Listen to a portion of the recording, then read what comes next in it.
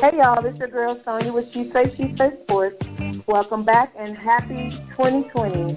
We're in a new decade and a new year and just excited about all the things that a new year brings. We're going to finish our segment on social media and the mental effects it has on student athletes. Well, not just student athletes, but athletes in general. And as you know, a few weeks ago, our first segment of the series rather, was with Coach Struthers. He is assistant coach at Tougaloo College, and he gave his perspective from a coach's point of view. The second segment was with psychotherapist Michael Dangerfield, and he gave us his perspective from a therapist's point of view. We will be speaking with Charles Moffitt, who was on the O-line at the Jackson State University, my alma mater. We'll be speaking with him to get his point of view from a student's angle. Charles, how are you doing today? Hey, I'm doing good. How about yourself? I'm doing well, and Happy New Year to you. How was your Christmas? Christmas was wonderful, man. I got to spend time with my family. We exchanged gifts and just had a wonderful time. That's good. That's good. So did I. So just tell us a little bit about yourself, Charles, how you got to Jackson State. I think you're graduating soon, correct? Mm-hmm. Okay. Well, just give us a little information about yourself. Well, I'm from Gulfport. I went to Harrison Central High School. I really didn't start playing football till 10th grade. I started off on offense as an offensive tackle, and then I switched to defense my 11th grade year and played that year, and then the whole coaching staff changed again, so I went back to offensive tackle. And then my coaches really helped me out with getting my name out there, sending out videos to many HBCUs, like Alcorn, Jackson State, Valley, and many JUCOs as well, such as Jones and Collins. But, I ended up going with Jackson State because it was the best offer that I had. It's a great school. Don't get me wrong. Yes, it is. Say that again, Charles. It's a what? It's a great school. It's a great school. I totally agree. I digress. Go ahead. You can finish. So you received a scholarship to Jackson State, and you chose Jackson State, and you just graduated.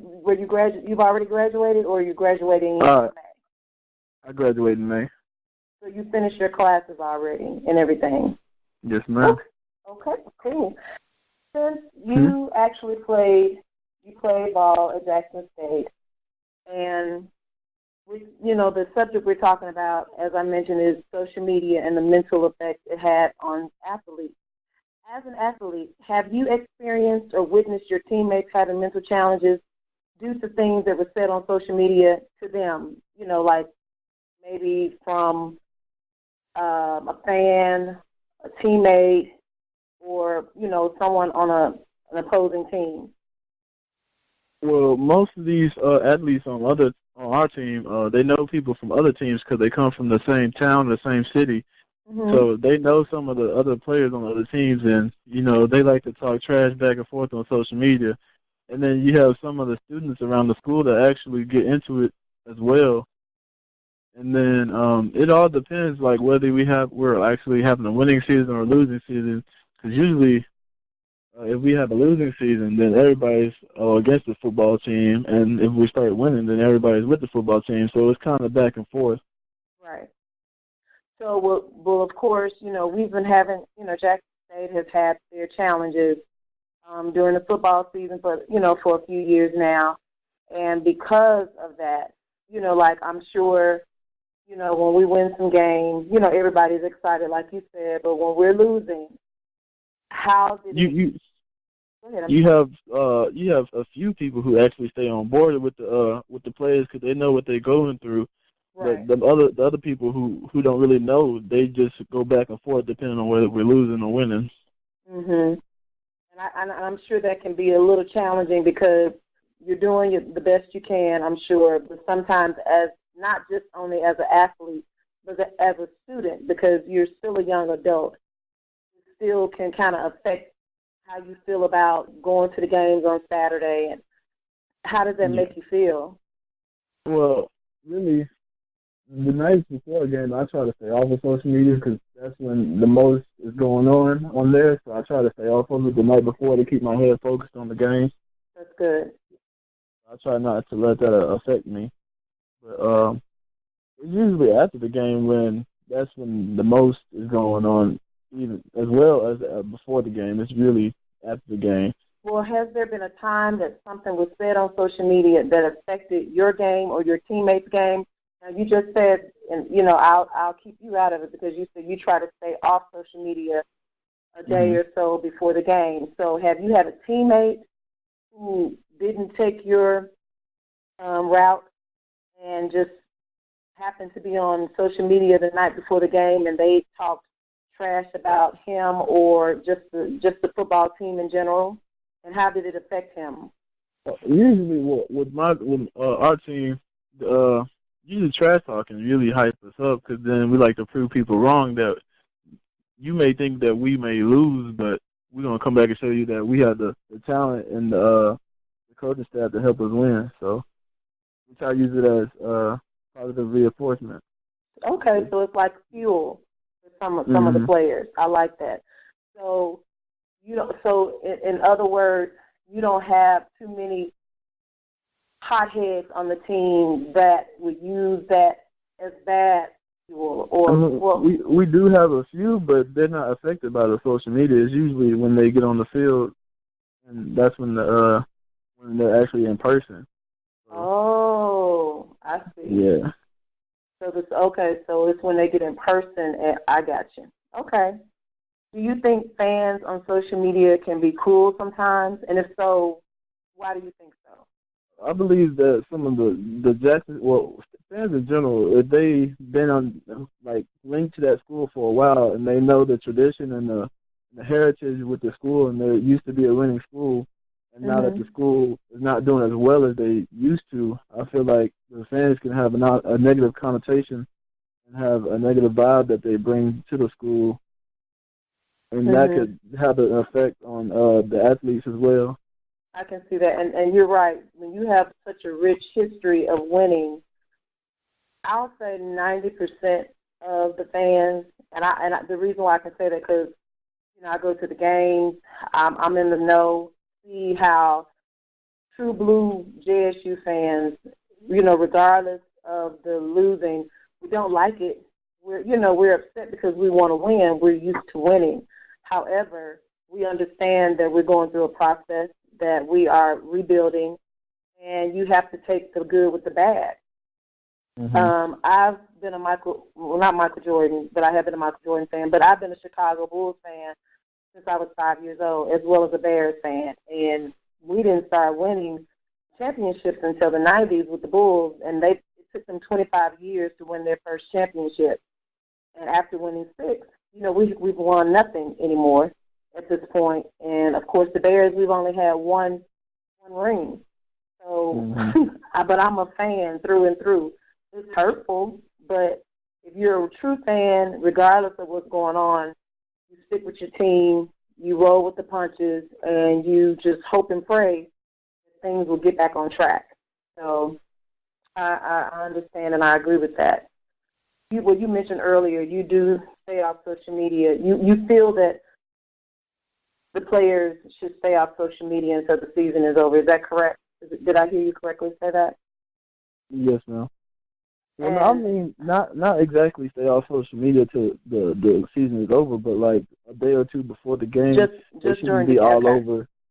It shouldn't be all over social media, reading all the comments, or maybe if that helps them improve their game, then I'll go ahead for it. But if it's affecting your game negatively, then obviously you should not be on social media the day or two before the game. Gotcha. Okay. So you don't have a problem with people the team being on social media during the season. It's not an issue. It's not an issue to me personally, as long as it's not bringing them down. Correct. Okay. And one more question. How can you as an athlete use social media as a branding tool, such as via scouting opportunities, endorsements, et cetera? How do you think you can use social media for good?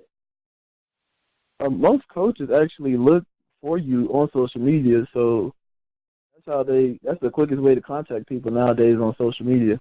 So it'll be quick and easy to find somebody on social media. So you can look up a school or find a coach on social media. You can find multiple coaches on social media, and you can easily talk to them that way instead of trying to commute to the school or trying to find a number that way. And just an easier way altogether to find coaches and talk to them about recruiting opportunities and scholarship options as well. So okay, so and then it's cost effective as well for I guess for the coaching and recruiting staff at different schools, since they can reach you on social media. But since they can reach you on social media, as far as branding, because sometimes some athletes, they have certain things on their social media that's not too appealing. So how do you, as an athlete, how can you see yourself keeping your social media pages appealing to recruiters, or plan on going further into football as a career? How do you do that? I would say just watch what you're posting, because once it's there, you really can't remove it. Or if you're going to have something that you want to really post, and have a separate account that you can post it to, and have in a professional account, you know. Okay. But usually, I mean, I just watch what I post on there. Keep it PG, because you don't know who's watching you. You don't know who's following you. So you just really have to watch what you post. That is true. Like you said, people look you up for reasons like trying to get you to come to their school. I even looked you up when I was researching you for this interview. I couldn't get you because your IG page is locked, just like mine. And, well, I have a sports page, too. And go follow it. You know, She Say Sports 23 on IG. And She Say Sports on Facebook. Just a little plug. But I couldn't I couldn't find anything on IG because your page is locked. And I went to your Facebook page, and I saw a little, but I couldn't really see anything because we're not friends on Facebook. So, but what I saw was, was pretty appealing. It was PG. Basically what I saw was the O-line, your football team, and I forgot. I mean, you are what, 6'6", 260? Is that correct? Yes, ma'am. Big guy. So, so I was excited to see that there, was nothing not appealing to your social media, because like you said, you never know who's watching, and you always want to keep a professional look, because you have one thing about it, you come from a tradition of winners, regardless of what's going on, and yes, you want to keep, always want to keep your name as well as the organization's name as clean as possible. So thank your bonus mom, Wanda Johnson, for sending you my way. I really appreciate that, and I look forward to hearing great things about you in the future. I want to thank her too for sending you my way, because this is a great opportunity. Thank you so much. I'm so glad you did the show. I was trying to figure out who I was going to get, and I'm like, I know athletes, but they're too old for social media. I need somebody young. Oh, let me tell you what Charles said when we talked earlier. He was like, yeah, because what did you say about the older athletes? What did you say about us? Those are the back in the day stories. Thanks a lot, Charles. Yeah, it was back in the day. It's okay. You're going to be back in the day one day, too. You just get ready. But thank you so much for giving us some time with you today. And I wish you the best. Problem. All right. You. Thank I wish you the best, too. Thank you so much. Have a good evening. Well, there you have it. We finished our last series, last segment of the series.